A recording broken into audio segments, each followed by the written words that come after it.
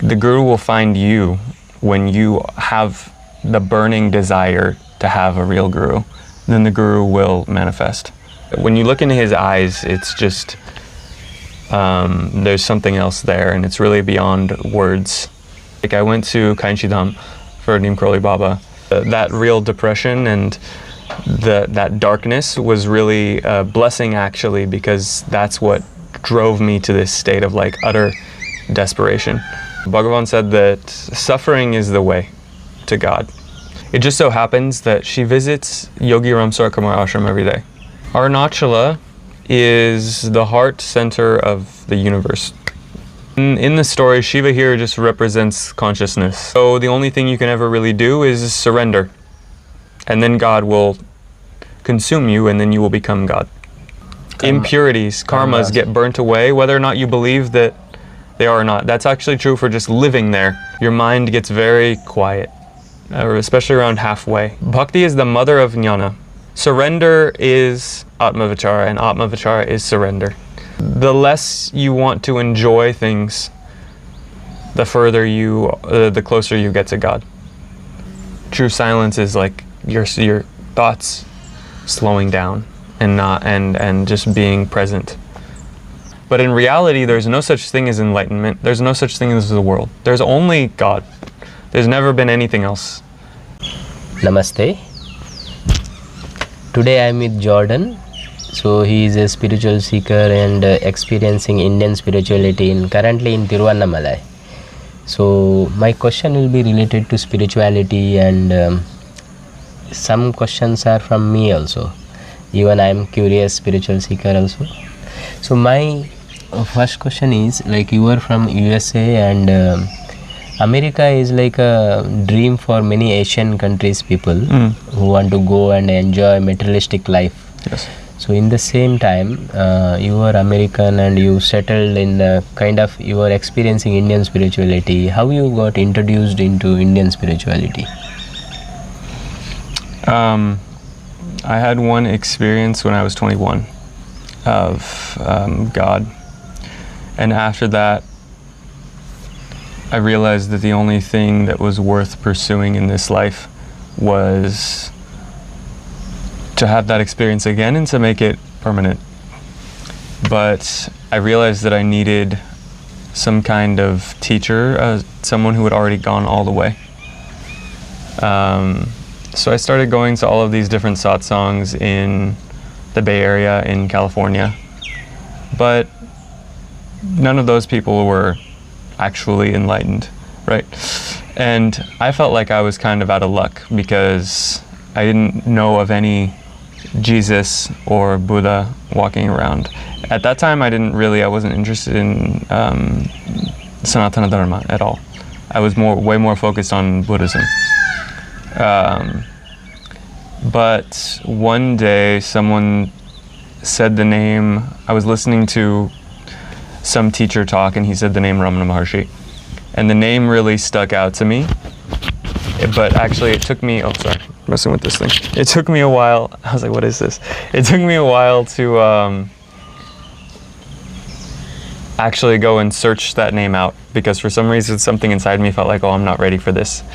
But then one day, I don't know exactly how it happened, but I just sat down and I searched Ramana Maharshi, and there's these videos on YouTube of Bhagavan walking on the hill, or just footage of him. And the moment I saw him in the footage in real life, it was immediately clear to me that this being is not that body.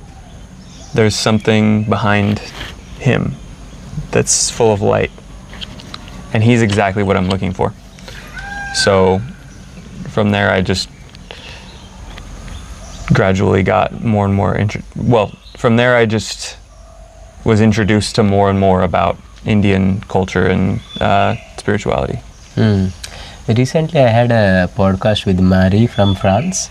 So she was finding a guru, spiritual master in India. How someone can find a guru, spiritual master, and how we know that he is the one? In my experience and from what I've read, the guru will find you when you have the burning desire to have a real guru. Then the guru will manifest.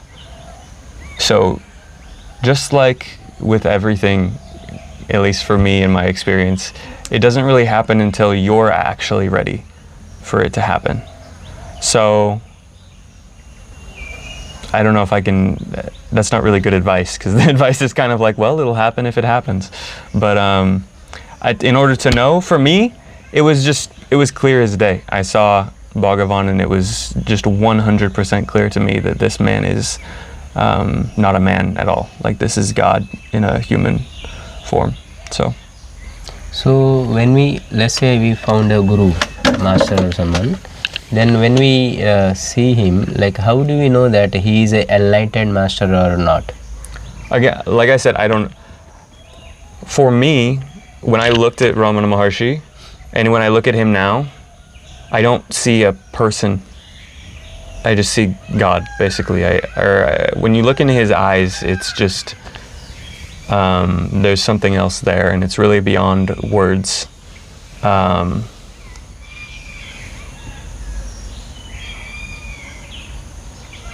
Yeah, I don't know what else to say. Okay. So you have traveled across India. What are the ashrams or monasteries you have visited? Like, I mean... So I live in Tiruvannamalai, but I only started actually traveling around like basically last November. Before that, I was really adamant about I only want to be in Tiru. Arunachala is here. This is the most powerful place, which is, for me, completely true. And so, but then I've always liked to travel. My brother came to visit me, so I took him we went on a trip around North India, and from there I've started traveling a lot more. So like other ashrams that I've been to, I haven't really stayed at any other ashrams, but like I went to Kainchidham for Neem Karoli Baba. I mean, that's basically the only other ashram that I've been to. But like when we were in North India, we went to Gangotri. And that was amazing. We went to this place called Naimisharanya, which is a couple hours outside of Lucknow. It's a very powerful place. And then we went to Kolkata. So I guess you could say that was an ashram because Ramakrishna Paramahamsa was there. That was nice. And after my brother left, I went to Varanasi, which was amazing. Yeah, I don't know. So see, some people follow this Osho, some people follow Neem Karoli Baba, and some follow Ramana Maharshi. Why don't people see why don't they follow only Ramana Maharshi, or why is depending on the mindset or upbringing? My understanding actually is that you can only have as your Satguru someone, I guess that's a Satguru. Yeah, I'm not really an authority, but I'll say what the first thing that came into my mind. My understanding is that people who are really truly attracted to Ramana were with him at some point in a past life. That's not to say, I think anyone can learn from Bhagavan's teachings, but I don't think anyone is going to have him be their like anchor, their full and complete guru. Yeah.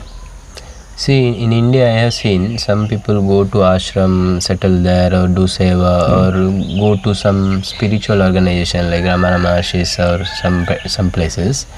So most people I have seen they are depressed with the family lifestyle. Yeah, sure. Otherwise, some people have had a very bad breakup or near-death experience. Such people mostly they go in the spiritual path. What kind of problem you had in your life? You left and Yeah, I had a pretty difficult childhood, just a lot of family problems. Then I worked really hard, and basically in high school I kind of wanted to just do everything in my power to be free for the rest of my life, to not have to be stuck where I was as a child, and to just be able to go where I wanted to go and not have to rely on anyone. So I worked really hard. I got into a really good college, and when I got there, I'm from California, but I went to school in Boston. So I just became fully depressed.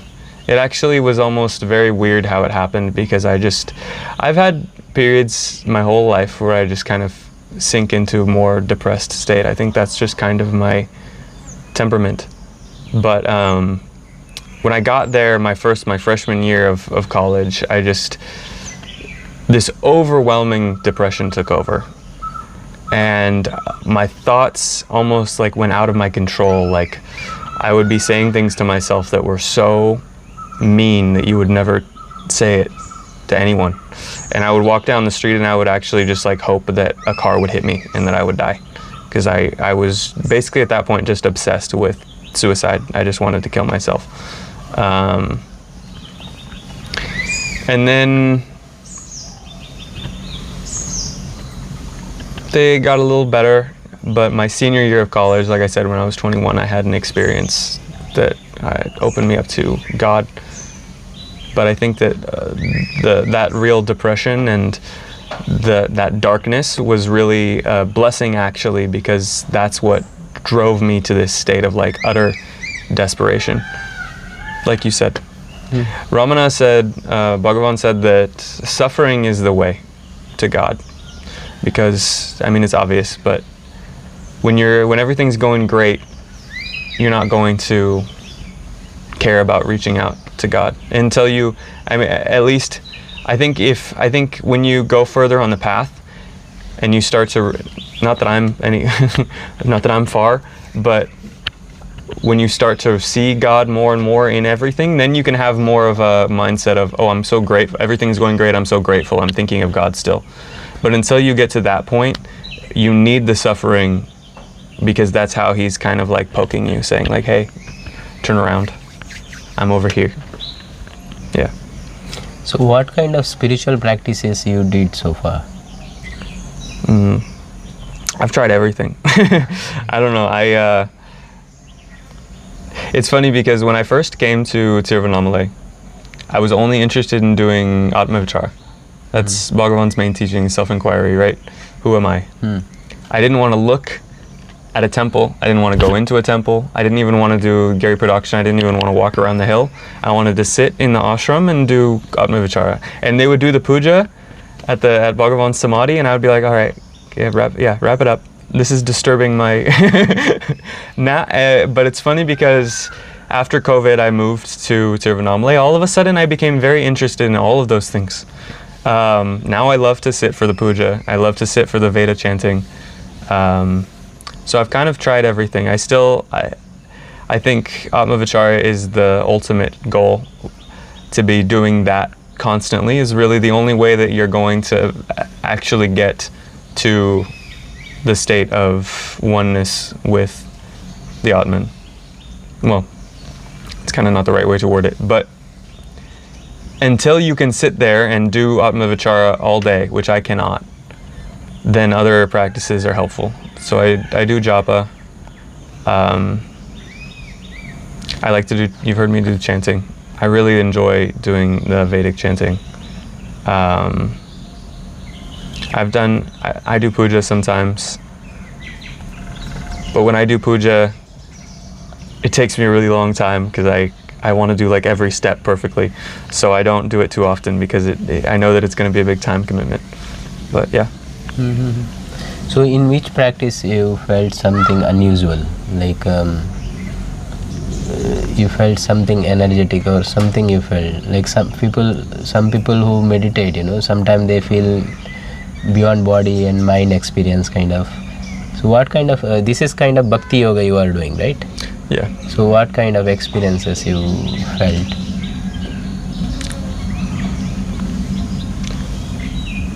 I mean, I think I don't do a practice unless I can feel it give me some sort of spiritual energy. So I would say everything that I do, if I tried something and it didn't give me that kind of, okay, I feel some kind of Shakti in my body, I feel some kind of connection with the God that I'm worshiping, then I wouldn't do it, then I would just drop it. Because I'm only interested in what I find to be effective in making me more calm, making my mind more calm, making me feel more connected.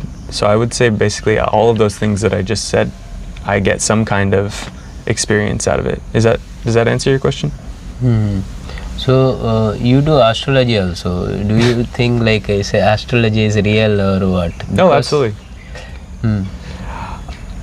Astrology is, for me, see, my mind loves anything that creates a pattern where I can see like everything fits together this way. And for me, it's funny because for what most people think of as astrology in the West is like, I open the newspaper, it says, oh, I'm a Gemini, so this is what's going to happen tomorrow.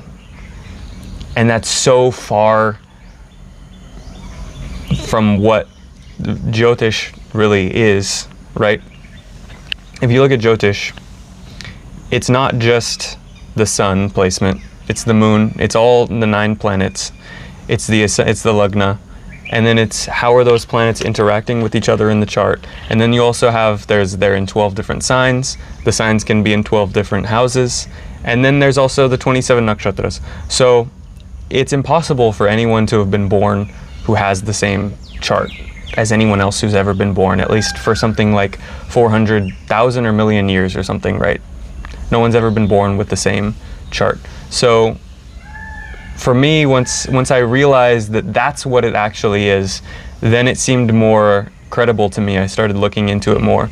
And then when you look at the nakshatras and you look at the all of the different planets and how they have more of like their archetypes, you know, like Jupiter is the archetype of the guru, and Mars is the archetype of the warrior. And now when I take that warrior Martian energy and I put it in this star that's radiating this energy, now that energy gets funneled through you could say Mars is red, right? So this star had a particular color, and now that color is being filtered through red. And now now I have that color as a person. I was born with that color. Or today, Mars is in this star, so now this day has that color. And when I look at that and when I see how that affects the charts that I've looked at for different people, or even just like where the moon is today, you can see very clearly how it's coloring the events that take place or the personality that the person has. And honestly, for me,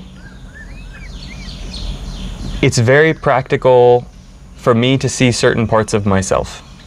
I don't know how practical it is for me to see it in other people. It's just kind of like, oh, that's interesting. And that's it. So color means it's like an aura or something?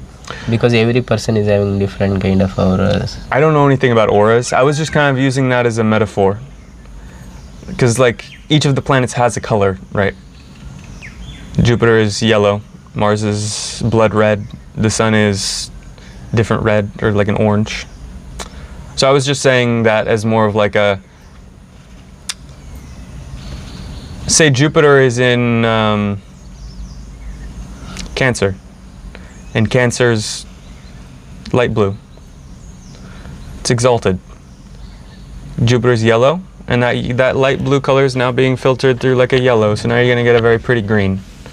And that's going to be, that color green is going to be part of that person, if they have Jupiter in Cancer in their chart, right?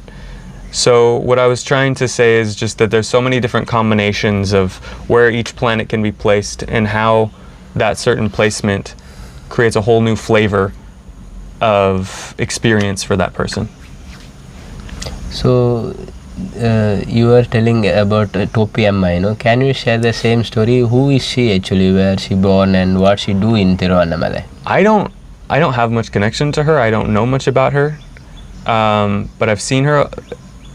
It just so happens that she visits Yogi Ramsar Kumar Ashram every day, and I live around the corner, so I see her almost every day. I don't know if she's a jnani. I don't ever put my mind there. For anyone who people say is a jnani, I've had experiences with certain people that I know from what happened to me inwardly that person is in a particular state, but otherwise I don't put my mind there. The story, you want me to tell the same story that I told you guys? It's not anything crazy. Just whenever I see her, I will just pranam, usually like mentally. And one day I was coming back from getting some groceries, and she stopped in front of a place, or sorry, she was walking away, and I saw her and I just stopped and I pranamed. She was walking away to the point of where I wouldn't have been able to see her if she kept walking. She stopped walking until I finished what I was doing, and then immediately when I finished, she started walking again. So yeah, could have been a coincidence. To me, it felt like she stopped so that I could finish what I was doing, so that she could get whatever prayer I was saying. So many people do Giri Pradakshina around that hill in Tiruvannamalai. Yeah. Can you tell me more about, can you tell audience more about it? Arunachala, well, I'd have to start off with saying something about Arunachala, right? Yeah. Arunachala is the heart center of the universe. Bhagavan said that very clearly. At the beginning of time, Vishnu and Brahma had an argument about which of them was more powerful. And you can take that to be a metaphor that Brahma is the manas, the mind, and Vishnu is the buddhi, the intellect. So we can experience this for ourselves, right? The mind and the intellect are always having a war. The mind says, I want ice cream, and then the intellect says, but should you have ice cream? So they're having this war, and the universe is going to be destroyed because Vishnu and Brahma are the two most powerful forces.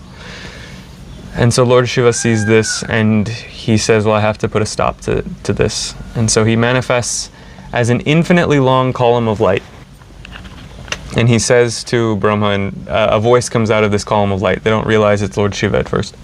Whichever one of you can find either the top or the bottom of this column of light is the greater of the two of you. So Vishnu took the form of a boar, and he started burrowing into the earth, and Brahma took the form of a swan, and he started flying up into the sky. And they flew and they dug for tens of thousands of years, and neither of them found the end. And Vishnu came back, and he bowed down before the column of light, and he said, you're greater than me, obviously. And Brahma found a flower that had been falling from the top of this column of light, and he asked the flower, how long have you been falling? This flower can talk. And the flower said, I've been falling forever. You'll never find the top. And Brahma said, okay, well, here's what we're going to do. I'm going to take you with me. We're going to go back to where I started, and you're going to tell this column of light that I got to the top. So he did that. Immediately, Lord Shiva emerged from the column of light, and he cursed Brahma, and he said, because you've lied, there will never be a temple in India to worship you, and this flower, which is called a screw pine flower, will never be used in my worship. So of course we know that there's only really one Brahma temple in India, Pushkar, right? Yeah. And you can see that also in the fact that if we take Brahma to be the mind, that's the lower of the two. Obviously the intellect is higher. He said to Vishnu, because you have bowed down to me and recognized what I really am, you will always be on the same footing as me. Like Vishnu, you will be equal to me. If you're Vaishnavite, maybe this story sounds kind of bad. Honestly, Ramana Maharshi, I'll get into that in a second. Either way, in this case, in the story, Shiva here just represents consciousness, or just God, but there's no difference really between consciousness and God, awareness. The mind and the intellect want to try to understand what God is, but they can never ever understand what God is, because they could never measure him. They're so much smaller. That's infinite, and they're tiny. So the only thing you can ever really do is surrender, and then God will consume you, and then you will become God. But so where was I going with this? So Vishnu and Brahma wanted to worship Lord Shiva, but they said this column of light is too bright. No one can stand its power. Can you please take a form that we can actually worship? So Lord Shiva condensed this column of light into a hill. And actually the first night that Vishnu and Brahma worshipped Shiva and all the devas worship Shiva in this form is Shivaratri. So that's the importance of Shivaratri. And in South India, there are 5 Panchabhuta Stalas, right? 5 elemental temples of Shiva. You mean Jyotirlinga? No. Panchabhuta, there's 1 ether, 1 earth. 5 elements. Yeah, 5 elements. So Chidambaram, for example, is the space lingam. There's actually no lingam in Chidambaram. There's only Nataraj. And then there's like an empty space because it's space. Or like Kanchipuram is earth. Arunachala is the fire lingam. And all of this was around about, I felt it was necessary to say that when you do Giri Pradakshina, when you walk around Arunachala, Ramana said, regardless of whether or not you believe that a fire is hot, if you put your finger into it, you're going to get burned. When you do Giri Pradakshina, your samskaras, your impurities, karmas get burnt away, whether or not you believe that they are or not. That's actually true for just living there. But especially doing the Girivalam, you kind of attune yourself to the energy of the hill when you do that. And especially, you're supposed, it doesn't, it's not the end of the world if you don't, but you're supposed to do it barefoot also. And obviously then you're like grounding yourself into the magnetic force of the earth around it. So Bhagavan said that was the most potent spiritual, besides Atma Vichara, the most potent spiritual practice you could possibly do is to do Girivalam of the hill. And the more you could experience it for yourself, when you do it, your mind gets very quiet, especially around halfway. Your mind just starts to get more and more quiet. And then by the end, you're like, oh my God, that was so long, I'm so tired, I don't want to do that again. And then a few days later, you'll say to yourself, I kind of want to do Giri Pradakshina. And so that's how he traps you, Shiva. So there is a festival called Deepam festival in Tiruvannamalai. What is it all about? I heard a lot about it. Deepam signifies like 3 different things. First of all, they light this giant cauldron of ghee and camphor on top of the hill, and it's supposed to basically represent that column of light. But it's 2 other things. There's a whole story of Parvati had to go and do penance because she covered Lord Shiva's eyes, and because of that the whole universe was plunged into darkness. They were playing a game and she covered his eyes. So she said, I have to go do penance. And he said, why do you have to go do penance? You're the Divine Mother. She said, I will go do it just because it's the right thing to do. So first she went to, I'm not going to tell it all correctly. At one point she went to Varanasi, she took the form of Annapurna. Then she went to Kanchipuram, she took the form of Kamakshi. Then she ended up in Tiruvannamalai, because Lord Shiva told her, you can finish your tapas in this most secret place. See, they say Arunachala is the most secret place because it will only call you there if you are really asking for jnana. Even, this is going to sound very judgmental, but I'll say it anyway. Most of the people, there's so many people going there now and walking around the hill. And it used to be when I would go for Girivalam, people would ask me, what is this hill? They're there, but they have no idea why they're there. Someone told them you should go to this place, so they just went and they did it, and that's it. So Parvati went there, she did all of her penance, and she finished it by doing Pradakshina. And then Lord Shiva said, ask me for a boon. Ask, like, what do you want? She said, please give me the left half of your body so that this will never happen again, so that I won't ever be separated from you again. And he said, okay. So they merged into the form of Ardhanarishvara, right? And that day that happened is also the day that they is also what's being remembered on the day of Kartika Deepam. Because if you think about it, the Divine Mother represents the Shakti. She represents this whole manifest world. And when that gets absorbed back into the consciousness, back into Lord Shiva, then that's the same as, you could say, self-realization or jnana. So that's the other thing that cauldron of fire, the Deepam, is representing. The third thing, it's Kartigai, right? They're doing it on the Kartigai star day. And which is the Pleiades, the 6 stars. And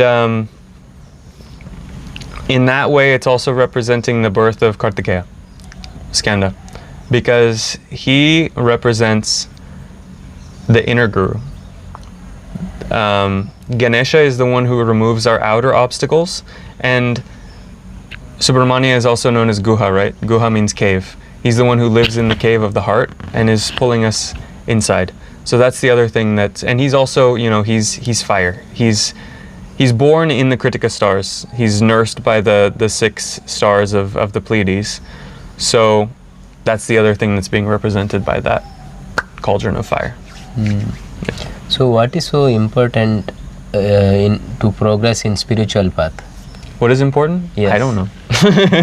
So some say that you have to surrender to the master, or you have to do that and this. What do you feel like? I can only repeat things that Ramana has said. He said that surrender and bhakti and jnana are not different. He said bhakti is the mother of jnana. So if you worship Krishna, eventually you'll wonder, who is it that's worshipping Krishna? Who is this Krishna and who am I? And then that's the same as self-inquiry. You're starting to ask, who am I?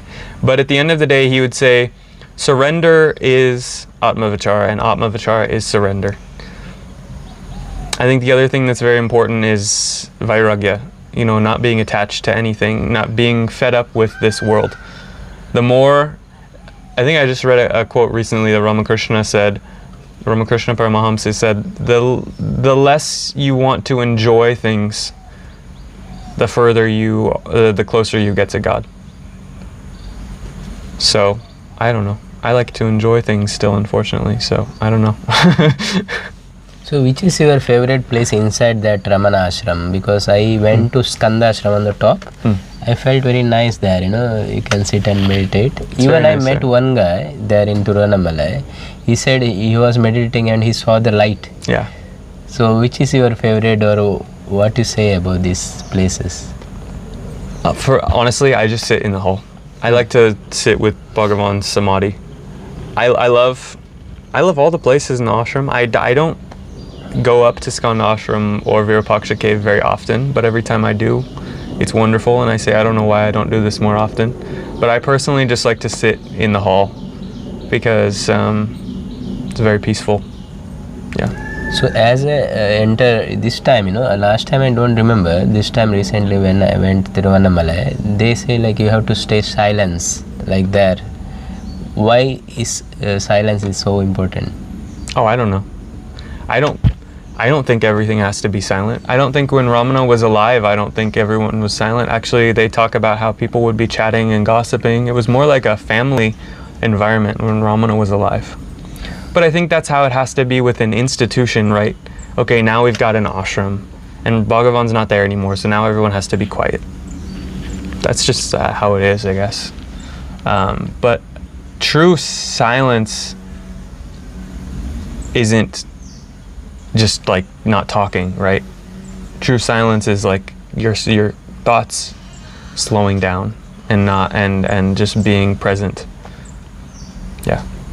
So if someone want to stay in Ramana ashram for a few days, how he can go and stay? Like is anyone is allowed there? Or? Yeah, anyone. I think they have there's an app now that you can go on and just like reserve. You used to have to send an email and say, oh, I want to come for this many days, but now you can just go on and it tells you like how many rooms are available. Oh. Yeah, I think it's easy now, but I don't know if you can, I think 4 days might be the maximum. I don't know. Yeah. So then they will give food, accommodation, everything. Yeah, and the food is amazing. The food is delicious. Sattvic. You'll get Sattvic without onion, garlic, or they add completely sattvic. No onion, no garlic. Oh. But completely sattvic. And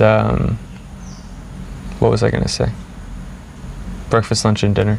Yeah. So what is your goal in life? Like right now you are in spirituality and you are expecting something from out of it, or you are feeling good, that's why you are doing? I mean, I would be lying if I didn't say I was expecting something out of it. I don't know if that's necessarily the right attitude to have. I will say that, like I said, I had one experience and I realized that the only purpose in life was to try to get that experience back permanently. So in my heart, but I also know that that experience I had has never left me, because you can't actually leave the self. I know that I was never outside of the bliss of the self, and I can never ever go outside of the bliss of the self. So in my heart, I know that there's no goal that I'm striving for at all, but at the same time, I am trying to reach that, or at least I am doing what feels correct in the moment in order to keep myself calm and present and to try to figure out who am I. But like Ramana said, we use the delusion of self-realization, of enlightenment, to try to get ourselves away from the delusion of the world. But in reality, there's no such thing as enlightenment. There's no such thing as the world. There's only God. There's never been anything else. So, I don't know. I don't have any other life goal. Do you practice asana, pranayama or something? Yeah. What kind of asana, pranayama you do? I do Surya Namaskara because I like it. It's a little more active. I've got a little more like restless energy. Pranayama, I don't know. You don't practice like Annam, Illam, Brahmari? Like I do Sandhya Vandanam. So Sandhya. you have to do pranayama first. So that's the only pranayama that I do. Okay. Yeah. So what are your schedule in Tiruvannamalai? What you do like? I heard that there is a evening 5 o'clock or something. Yeah, evening 5 o'clock they will chant the Vedas. Parayana, right? They call. No. At 5 o'clock they will do the Veda Parayana. There's a Veda Patasala. So there's anybody can go there. You can go and listen. Yeah. And they'll do puja to the lingam over Bhagavan's samadhi. And then there will be Tamar Parayana. So they'll sing a bunch of things that Ramana, his poems or things that he translated, and that's always really beautiful. Yeah. Thanks for sharing your experience in Tiruvannamalai and sharing your life. Yeah. I hope you learned something new from him, and thanks for watching this video podcast till end. Namaste. Namaste.